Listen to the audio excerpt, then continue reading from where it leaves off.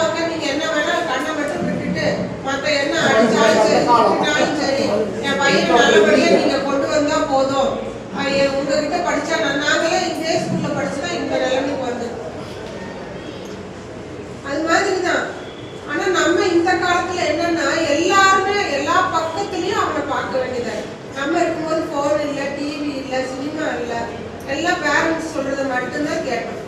டீச்சர்ஸும் பேரண்ட்ஸும் தான் உலகம். எங்களுக்கு இந்த ஸ்கூல் தான் உலகம். போன கொடுக்காதீங்க. அவன் தூங்கும்போது தெரியாம எடுத்து பாக்குறான். மனசு வந்து அதுல போயிருப்பா.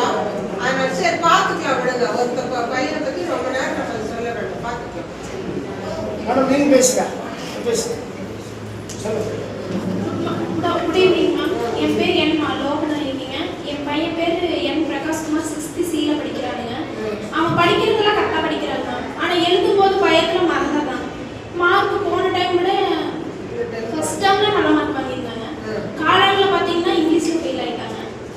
வீட்டில் நான் ரொம்ப ஸ்ட்ரிக்டாக இருந்தாங்க. பழைய சாப்பாடு மட்டும்தான் கொடுத்தேன். வேறு எதுவுமே கொடுக்கலீங்க. நீ எப்போ பாஸ் ஆகியோ அப்போ தான் சாப்பாடுன்னு சொல்லி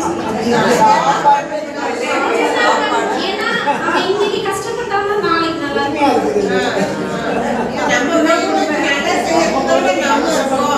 நல்ல சாப்பாடு கொடுக்கலாம். இல்ல அந்த வயசு அது தெரியாது. படிப்புல கரெக்டா இருந்தா மட்டும்தான் வாழ்க்கையில நல்லா இல்ல அதுக்கு நம்ம செய்ய வேண்டியது என்னன்னா எனக்கு அந்த மெத்தட் தெரியும். அவனுக்கு 5 வார்த்தை 5 எழுத்து இருக்கிற வார்த்தைகள் சொல்லி தரணும். பிடிச்ச கதையை சொல்லி தரணும். அப்படி கொண்டு வந்து கடைசி 5th ரேங்க் வந்திருக்காங்க. 7th ரேங்க் எடுத்திருக்காங்க.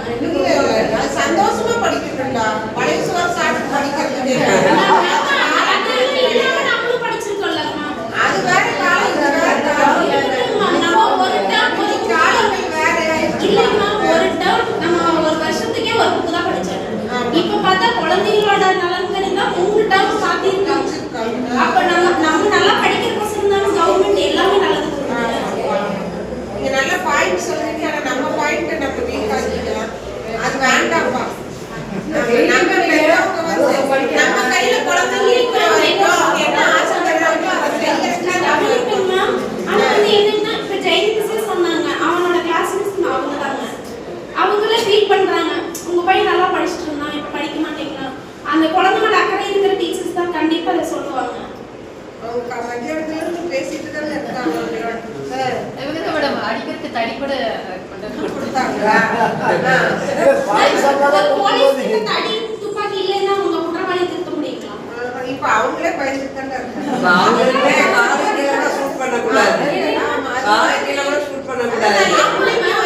இப்ப கவர்மெண்ட் உங்ககிட்ட தடி இல்லாததுனாலதான் குழந்தைங்க அந்த குழந்தைங்க அடிக்க மாட்டாங்க. மிரட்டுறது குச்சி படிக்கல நீங்க தாராளமா என் பையன் அடிக்கலாம். நான் கை சைன் பண்ணி தரேன். அடியவே படியாதுங்க. அதான் கஷ்டப்பட்டு அவங்க வந்து ஒருநிலை மனசை வந்து ஒருநிலைப்படுத்த வேண்டியது. டிஸ்ட்ராக்ஷன் ரொம்ப நல்லா பையன் பார்த்துட்டீங்க. இருக்கிற பையன் அந்த குழந்தைகளுக்கு எங்ககிட்ட இல்லை. நிஜமா சொல்றேன்னா அதுதாங்க. டியூஷன் போனா டியூஷன்ல சொல்லித்தர பொண்ணு மேல இருக்கிற பையன் எங்ககிட்ட இல்லைங்க. நாங்க இப்ப எழுத சொன்னோம்னா ஒரு 5 நிமிஷமா அதுக்கப்புறமா நான் எழுதுறேமா அப்படிங்கிறாங்க. நான் கடை வச்சிருக்கோம், நான் அதை பார்க்க போயிருவேங்க.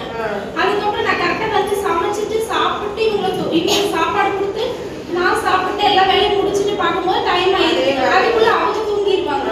அதுக்கோசரம் தான் நான் டியூஷன் தாட்டிட்டு இருக்கேன். அங்க இருக்கிற பையன் என்கிட்ட இல்லைங்க.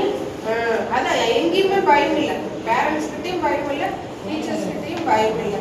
சரி பார்த்துக்கலாம்ப்பா. சரி பிரகாஷ்குமார். சூழ்நிலை அந்த மாதிரி ஆயிடுச்சுங்க.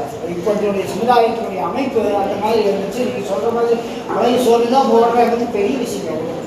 மிகப்பெரிய விஷயம். ஆமா, சொல்றது வந்து தைரியம் சொல்லியிருக்கிறீங்க. ஆனா அவங்க வந்து பழைய சாப்பாடு போடுறது நான் இன்னைக்குதான் கேட்கிறேன். இருந்தாலும் பரவாயில்ல. ஆனா அதை மாத்திக்கிங்க. நல்ல பிரியாணியா கொடுங்க, சந்தோஷமா இருக்கும்.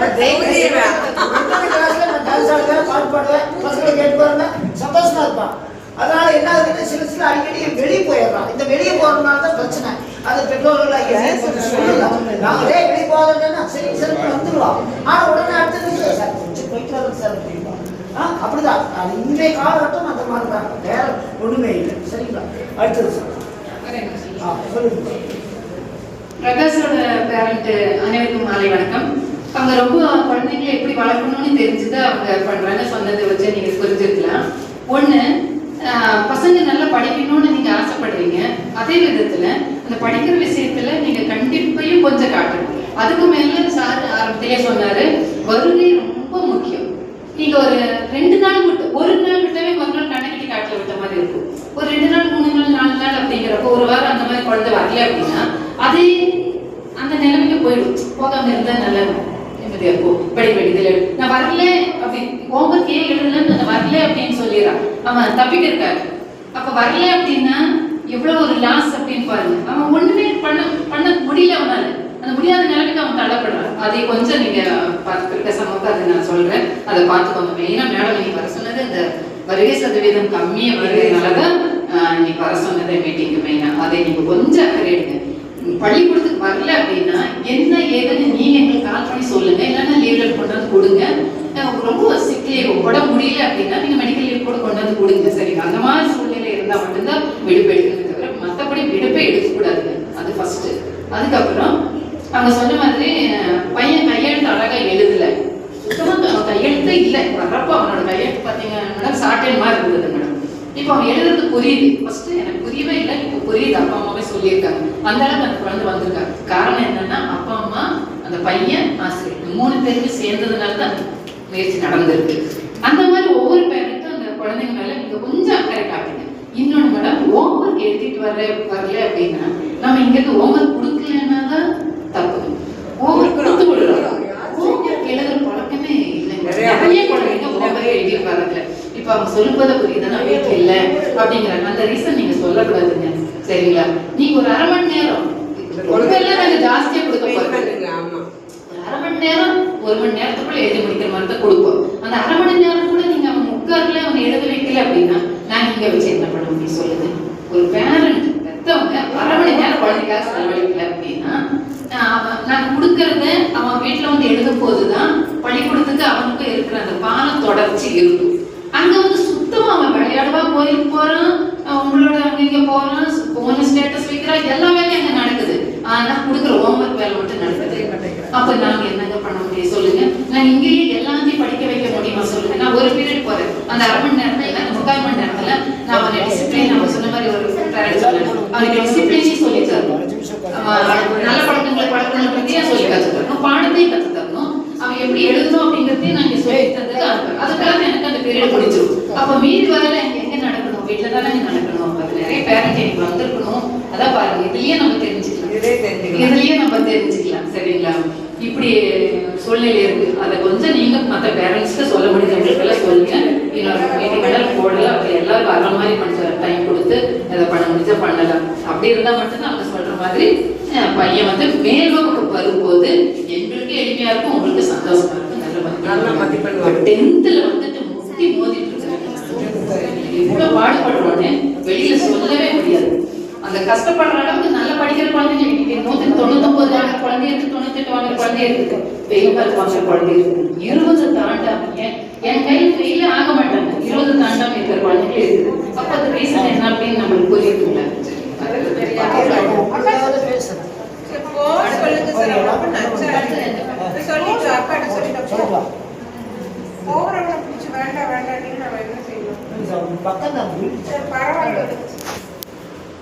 இந்த மாதிரி கட்டடிச்சு போகிறது நிறைய ஆயிடுச்சு. அது என்னன்னு தெரியல, புது பழக்கம். இது வரைக்கும் நான் சர்வீஸ் இருந்த வரைக்கும் இந்த வருஷம் நிறைய அதாவது குழந்தைகளுக்காக இதை தவறுகளை சொல்லுவீங்க.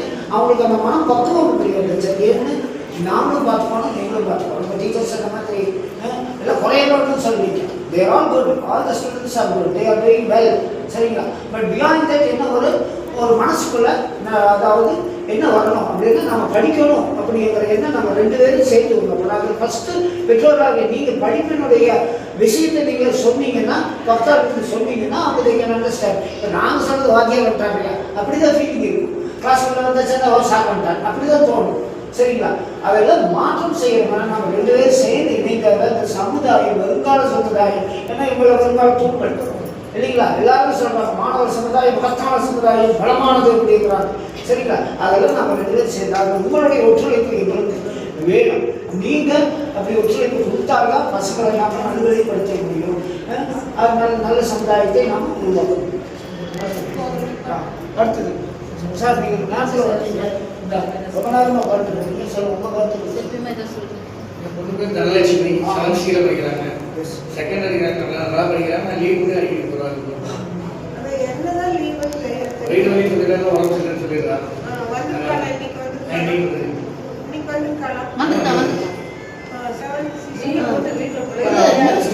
நல்லா படிக்கிறா, நல்லா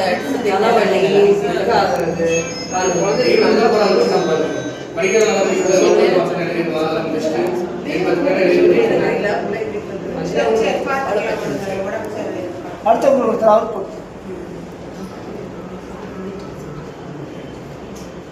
சொல்லுங்க.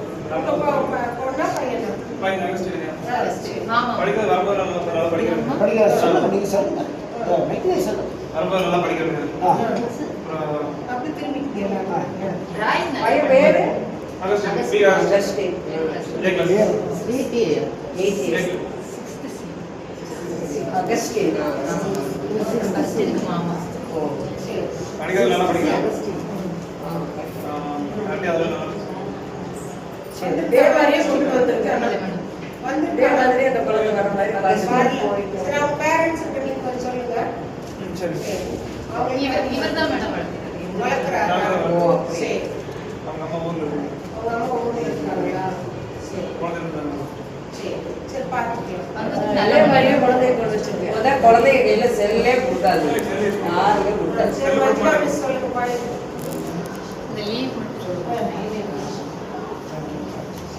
நிறைய குழந்தைங்க வந்து பார்த்தீங்கன்னா தலைவலிக்குது, சிக்காய் சாப்பிடாம அதெல்லாம் வர்றாங்க. காலையில் குழந்தைகளை கொஞ்சம் சாப்பிட வச்சு அனுப்பி விடுங்க. ப்ரேயரில் ஒரு 5 நிமிஷம் கூட நிற்க மாட்டேங்குது.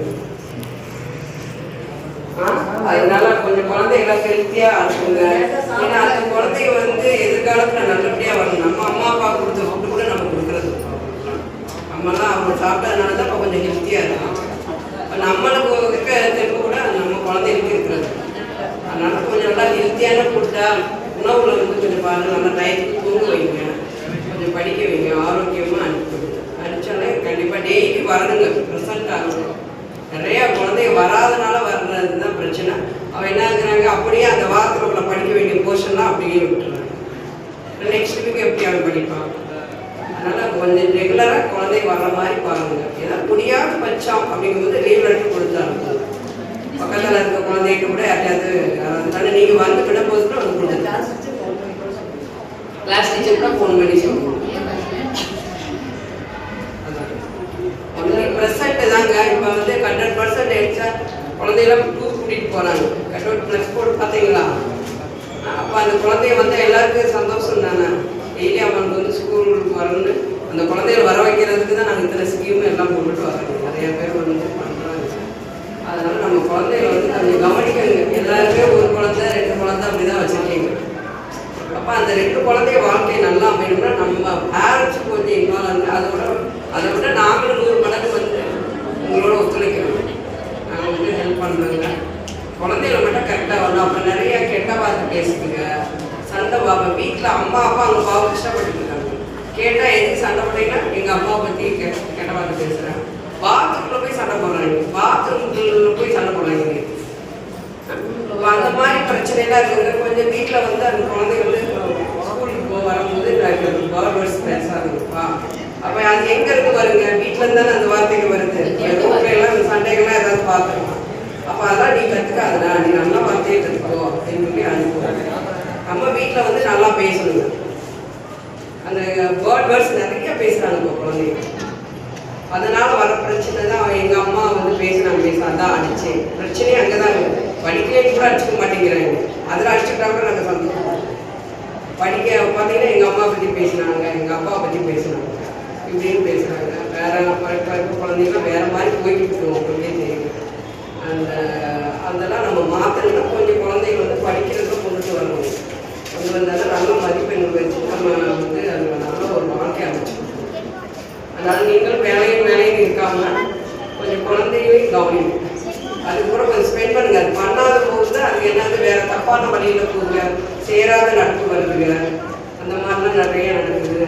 அவங்க வீட்டில் வந்து அந்த பெண் குழந்தைகள்னா அதெல்லாம் கொஞ்சம் சொல்லிக் கொடுங்க. ஃப்ரூட்ஸ் வச்சு பேட் வச்சு அதெல்லாம் எல்லாமே சொல்லி கொடுங்க. நாங்களும் சொல்லித்தரோங்க, நீங்களும் கொஞ்சம் கவனிச்சுக்கோங்க. கைக்கு வீட்டுக்கு வரணும், பஸ் ஸ்டாண்டில் எல்லாம் சுற்றாதீங்கப்பா, கரெக்டாக வரிசையில் நின்று வர சொல்லி நாங்களும் எல்லாம் சொல்கிறோம். நீங்களும் கொஞ்சம் சொல்லிக் கொடுங்க. பெண் குழந்தைகள்லாம் எப்படி இருக்குன்னு நம்ம அம்மா அப்பா சொன்ன கேட்டுருங்க கண்டிப்பாக. பையனுக்கு சொல்லி கொடுத்துருங்க எல்லாமே. மிஸ் சொன்ன மாதிரி எல்லாமே அன்பா தான் சொல்லி அன்பா சொல்லுங்க, படிக்க வேணும். அன்பா சொன்னீங்கன்னா எந்த குழந்தையுமே கண்டிப்பாக கேட்கும். டெய்லி ப்ரெசன்ட் எங்களுக்கு அதாங்க வேணும். நிறையா வந்து பார்த்தீங்கன்னா கேட்டால் நீங்கள் ஊருக்கு போனீங்கன்னா ஏதோ முக்கியமான ஃபங்க்ஷன் தான் கூட்டிகிட்டு போகணும். எல்லா நேரமும் பார்த்தா கல்யாணத்துக்கு லீவ் ஒரு வாரம் போட்டுறீங்க, அப்போ அந்த ஒரு வாரம் பாடம் யாருங்க படிப்பா? அதனால் அது கொஞ்சம் லீவை தடுத்தால வந்து நம்ம 100% ரிசல்ட் கொண்டு வரலாம். பாவம் 10th டீச்சர்ஸ் எல்லாரும் பயங்கர கஷ்டப்படுறாங்க. அதனால் நீங்கள் ரெகுலர் ப்ரெசன்ட் வந்தாலும் அவன் கண்டிப்பாக நல்லா வந்து அவனுக்கு அந்த ஒரு சூழ்நிலையை உருவாக்குது. டெய்லி அவன் ஸ்கூலுக்கு வரானான்னு வாட்ச் பண்ணுங்க.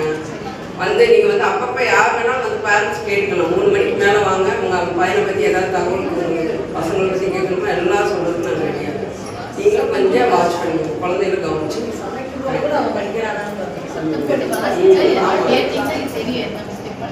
நம்ம வாட்ச் பண்ணுறதுனாலே அந்த குழந்தைய தன்னால் வருங்க. அப்பா நம்ம அம்மா வாட்ச் பண்ணுறாங்க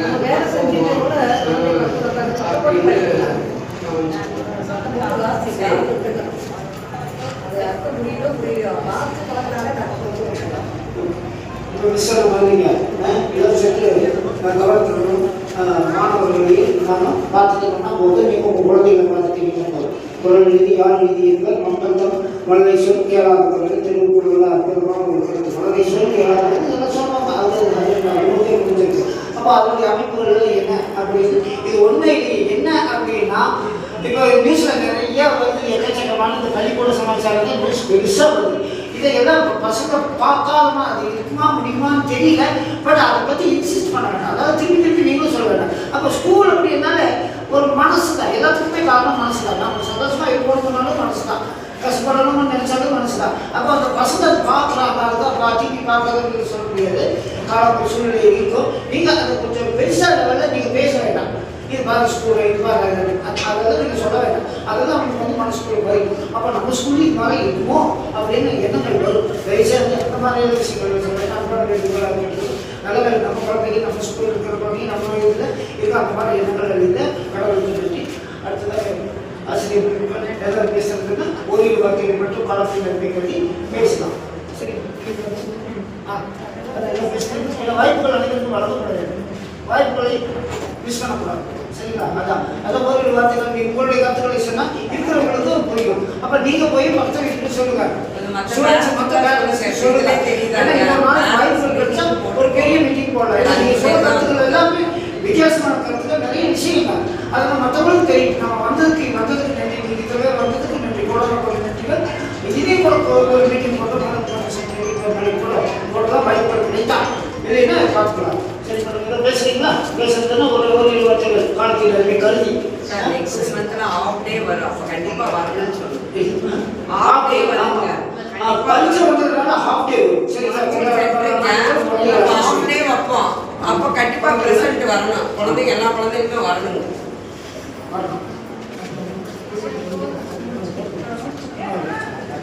ஓகே, ஓகே, இதுக்காக பாசங்கள் கேட்டு நிறைய விஷயங்கள் நீங்கள் கேட்டிருப்பீங்க. நீங்களுடைய கருத்துக்களை சொல்லியிருக்கிறீங்க. வந்தமைக்கு அரசு நிலையங்கள் சார்பாகவும் பள்ளிக்கல்வி சார்பாகவும் அன்பான ஆசிரியர்கள் சார்பாகவும் நமது மாணவர் கண்மணிகள் சார்பாகவும் அவங்க ரொம்ப முக்கியமானவங்க.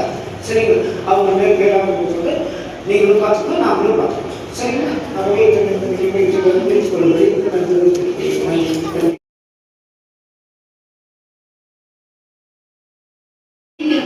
பேசுறேங்க. எனக்கு மணிகண்டவர் நல்லா கொடுக்கறதெல்லாம் படிப்பாளுங்க, நல்லா எடுத்துப்பாளுங்க. 11 மணி ஆனாலும் அவள் எழுதிட்டு தான் அவள் படிப்பு கரெக்டாக இருப்பாளுங்க. எல்லாருமே சொல்றதெல்லாம் வீட்டில் எல்லாமே கேட்கறாளுங்க. படிக்கிறது எதுவும் எந்த ஹோம்ஒர்க் கொடுத்தாலும் சரி, எது கொடுத்தாலும் நல்லா தான் படிக்கிறாங்க. கிளாஸ்ல அவள் ஃபர்ஸ்ட்னு சொல்றாங்க. நல்லா தான் படிக்கிறாங்க. இனிமே நீ நல்லா படிக்கணும் அப்படின்னு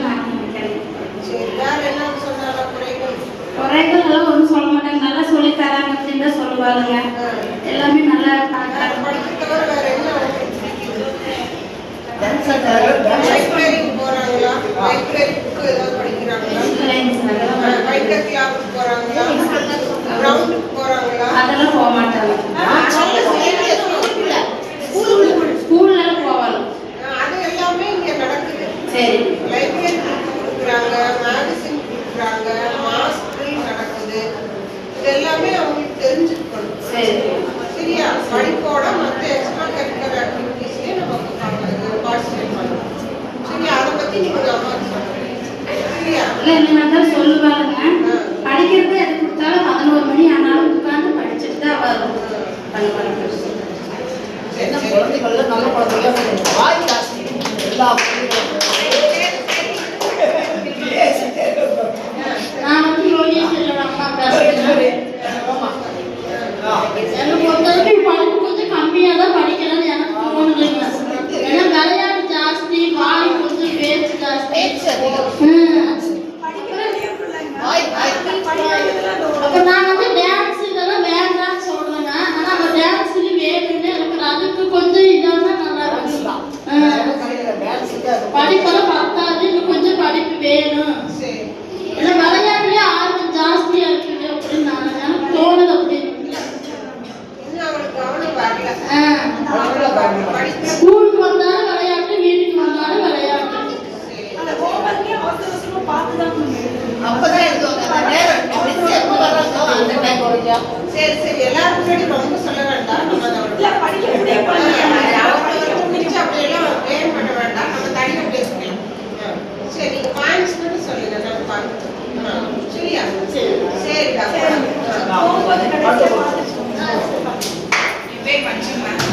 பொண்ணு சிஹெச்எஸ் படிக்கிறா, பையன் படிக்கிறா. இதுக்கு முன்னாடி வித்யா விகாஸ் படிச்சிருந்தாங்க இங்கிலீஷ். அதனால இங்க வந்து பாப்பா அடாப்ட் ஆயிட்டாங்க, நல்லா படிக்கிறா, செட் ஆயிடுச்சு.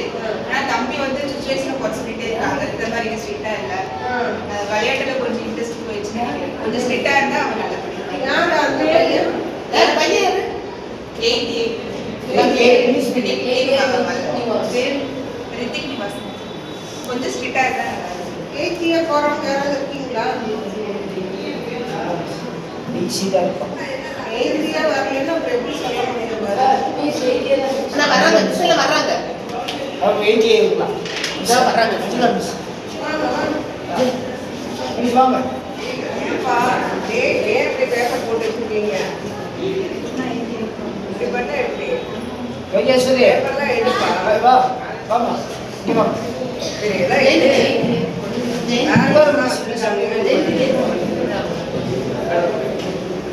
எயித்து இயர் போறவங்க யாரும் படிக்கிறீங்க? 8 யாருப்பா? யார் பெஸ்ட் மிஸ்ஸா? நம்ம மீட்டிங் கூட சொல்றாங்க, அதெல்லாம் கேட்டு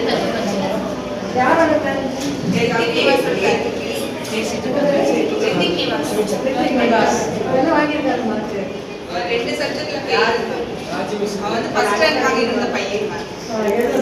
ஸ்கூல் மேகசின்ல எல்லாம் பேர் வந்திருக்கு. மேக்ஸ்ல ரொம்ப வீக்கிங் அவன். அதான் இங்க வந்து அவன் இங்கிலீஷ்ல தான் போற சொல்றான். Social science maths.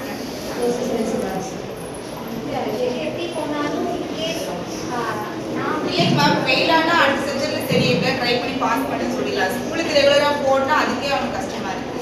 அதுதான் அப்புறம் எப்படி பண்றோம்? வீட்டுல என்ன அதான் கொஞ்சம் ஸ்ட்ரிக்டா இருக்கணும்னு சொல்றேன்.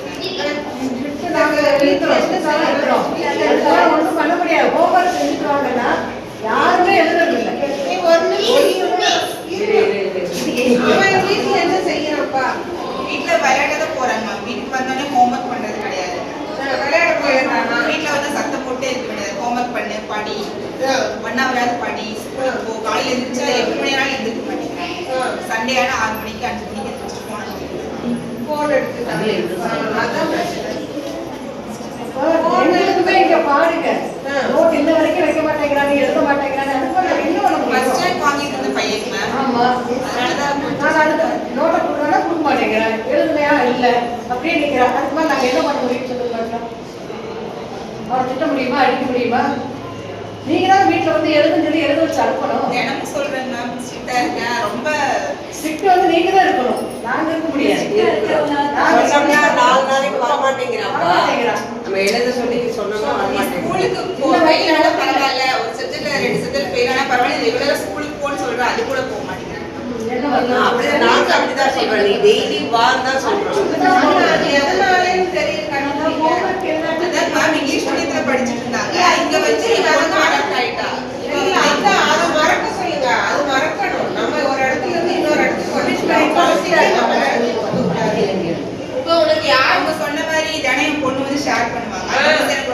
இவங்க இப்படி சொன்னாங்கம்மா அப்படி ஷேர் பண்ணுவாங்க அந்த ஸ்கூலை பத்தியே பேசுறீங்க. அதான் பையன்கிட்ட நீங்க மனசு விட்டு ஸ்கூலை பத்தி பேச சொல்லுங்க. அவன் ஏன் பிடிக்கலன்னு கேட்கலாம்ல, ஏன் நீ ஸ்கூலுக்கு போறது அப்படி போகாம இருக்கிறாரு. அதுதாங்க மேம் அவன் சுச்சுவேஷன்ல தான் குறை சொல்றாங்க. இல்ல அந்த சிச்சுவேஷனை மாத்த இந்த மாதிரி இல்ல இல்ல அந்த மாதிரி மாத்த பார்த்து இல்ல ஸ்கூலை கூட மாத்திட்டீங்க. அவனுக்கு என்ன சிச்சுவேஷன் பிடிக்குதோ அந்த மாதிரி இப்ப நாங்க அதை தான் சொல்ல முடியுது. ஸ்கூல்ல குறை சொல்றது இல்லைங்க மேம், நான் பையனை தான் சொல்றேங்க. கொஞ்சம் ஸ்ட்ரிக்டா இருந்தீங்கன்னா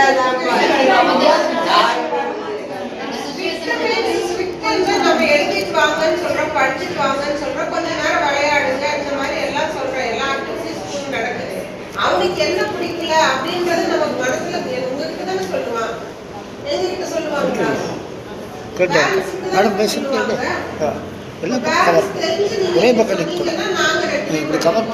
நாங்க அவனை பத்தி என்ன தெரியுதோ அதையும் உங்ககிட்ட சொல்லுவோம். நீங்க சொல்லிருக்கீங்க ஃபிஃப்த் வரைக்கும் அவன் நல்ல ஃபர்ஸ்ட் மார்க் வாங்கினான் அப்படின்னு. இப்போ அவன் 8th தான் இங்க வந்திருக்கானா போட்டோ எடுக்கணும்னு ஆசைப்பட்டீங்கன்னா போட்டோ இல்ல அவன் என்ன சூழ்நிலை பையன் வந்திருக்கானா? அவன் கிளம்பிட்டு இருந்தாங்க, நான் இன்னும் அவனை பார்க்கல. நான் வேலைக்கு வந்து வேலைக்கு போயிட்டீங்க, அவன் வீட்டுல இருக்கான். அப்புறம் எப்படிமே நடக்கும். டெய்லி வரணும் அவன். நாங்க படிக்கிறவங்க கூட நான் சொல்லியிருக்கேன் மேம், நீ வெயிலா போ, அது மாதிரி மெதுவா படிச்சு பாஸ் ஆக, அதெல்லாம் எனக்கு அதில் டெய்லி ஸ்கூலுக்கு போயிடு அப்படின்னு சொல்லியிருக்கேன். கேட்க மாட்டேன். நாங்களும் அப்படிதான் சொல்லியிருக்கோம். டெய்லி படிக்கிறேன் பரவாயில்ல, இங்க வந்து படி அப்படிதான் சொல்றேன். போனுக்கு அடிக்ட் ஆகுதோ மற்ற இந்த வயசுல நடக்குதா? அவன் ரொம்ப நல்ல பையன் தாங்க, நல்லா படிக்கக்கூடிய பையன் தான். ஸ்ட்ரிக்டா இருந்தீங்கன்னா கொண்டு வரல. ரித்திக்கு வந்து ரொம்ப ஹார்ஷா சொல்ல வேண்டிய பையன் கிடையாது.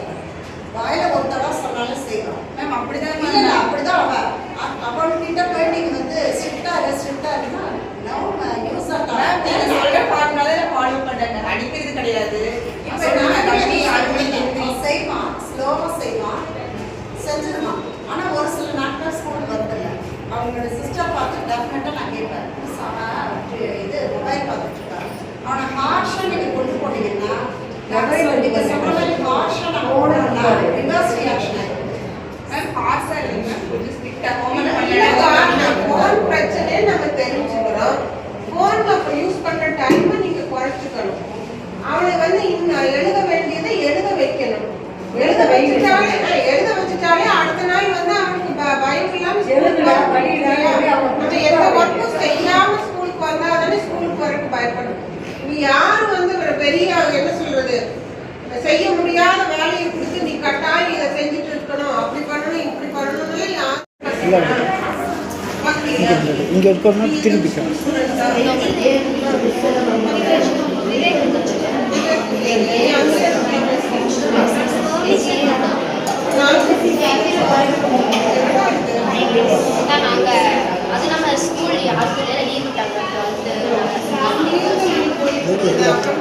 இப்படி சைன் மட்டும்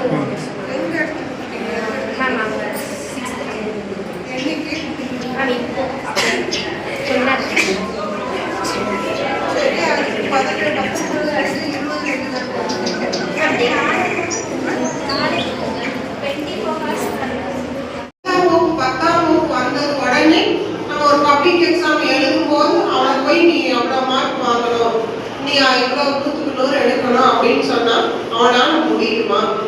இல்ல மார்க் மட்டும் எடுக்கிறதுக்கு தான் நம்ம ஸ்கூலுக்கு வர்றோமா? இல்ல மற்ற என்னென்ன விஷயங்கள் ஸ்கூல்ல நடக்குது, அதுக்கு நம்ம குழந்தை எப்படி தயாரா இருக்கா அப்படிங்கறத பத்தி எல்லாம் நம்ம டிஸ்கஸ் பண்றதுக்காக தான், ஆசிரியர்களோட கலந்து நம்ம டிஸ்கஸ் பண்றதுக்காக தான் இங்க வந்திருக்கோம். உங்களோட குழந்தைகளும் இங்க பின்னாடி உட்கார்ந்துருப்பாங்க. இங்க வந்திருக்கக்கூடிய பெற்றோர்களுடைய குழந்தைகளும் இங்க உட்கார்ந்துருக்காங்க. அவங்களோட சேர்ந்து நம்ம இப்ப இந்த விவாதம் கலந்து ஆலோசித்து என்ன செய்யலாம் அப்படின்றத நம்ம பார்க்கணும். நன்றி.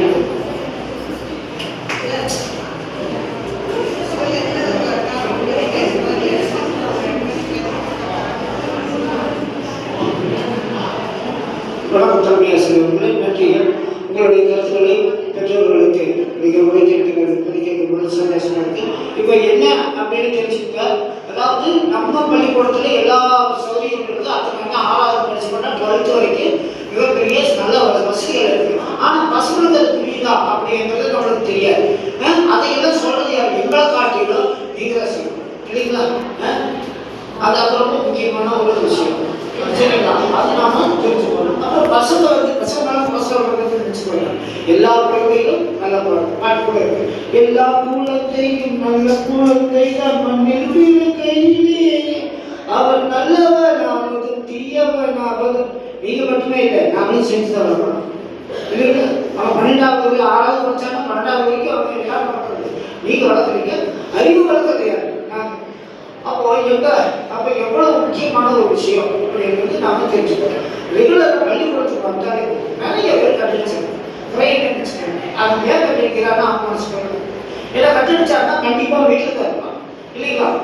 நீங்க அவங்களை பார்ப்பீங்க, நானும் பார்க்க முடியாது. அப்போ அவங்க வேலை செய்யணும் என்ன அப்படின்னா நீங்க பள்ளிக்கூடத்துக்கு அனுப்பிச்சிங்க. ரெகுலராக பள்ளிக்கூடத்தவங்க அவர் student can become a great student. Is totally is becoming absent என்ன ஆகும்? அவன் வாழ்க்கையில் ஆப்சென்ட் ஆகும். ப்ராக்டிக்கலாக தெரிஞ்சு ப்ராக்டிக்கல் இப்போ ரெகுலராக எக்ஸாம் இருக்குதுன்னா வெறுமையாக சொல்கிறதில்ல.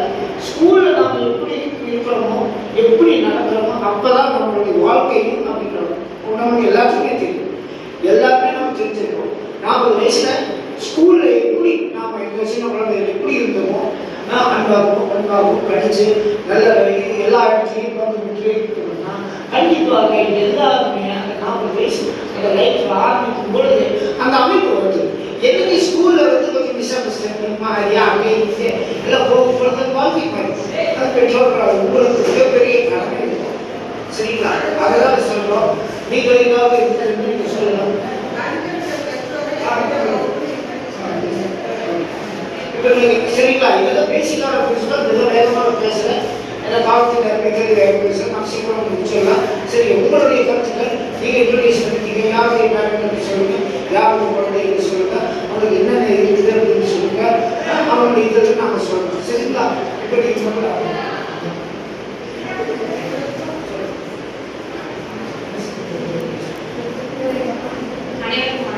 கனிஷ்காவோட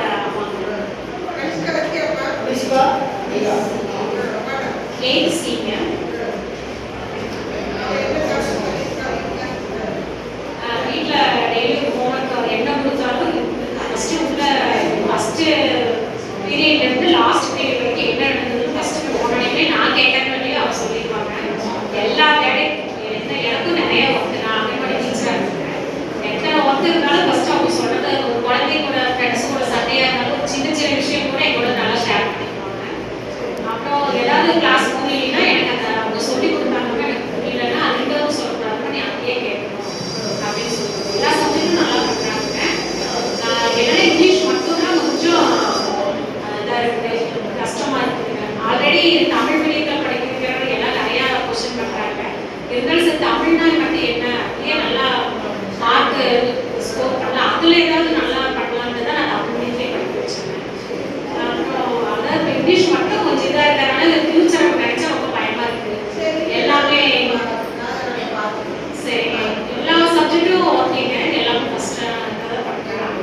ஆனால் வந்து இந்த இங்கிலீஷ் மட்டும்தான், அதாவது ஒரு கிளாஸ்லேயே கொஞ்சம் பேச சொல்லலாம், எல்லாமே கொஞ்சம் நம்ம ஏன்னா இப்போ இருக்கிற காலகட்டத்தில் வந்து இங்கிலீஷ் இல்லாமல் வேறு எதுவுமே நம்ம சொல்லிக்கலாம். என்ன சொல்றதுன்னா தமிழ் தான் முக்கியம், தமிழ்நாட்டில் இருந்துட்டு அப்படின்னு பேசலாம். ஆனால் வெளியில் போய் பார்க்கும்போது நமக்கு இங்கிலீஷ் தான் ரொம்ப இம்பார்ட்டண்டாக தெரியுது. அதனால் இந்த இங்கிலீஷ் மட்டும் எங்களுக்கு கொஞ்சம் நல்லா டெவலப் பண்ணி எனக்கு கொஞ்சம் சொல்லிக் கொடுத்தா பெட்டராக இருக்கும்னு நான் ஃபீல் பண்ணுறேன். ரெண்டாவது படிக்கிறதுலையும் ஃபஸ்ட்டு குழந்தைகளுக்கு ஒழுக்கம் அது வந்து நீங்கள் பண்ணி கொடுக்கணும். பண்ணிட்டு இருக்கீங்க, இருக்காங்க குழந்தைங்களும் நல்லா பண்ணுறாங்க. இன்னுமே இது கொஞ்சம் ஸ்ட்ரிக்டாக இருந்தால் நல்லா இருக்கும் நான் ஃபீல் பண்ணுறேன்.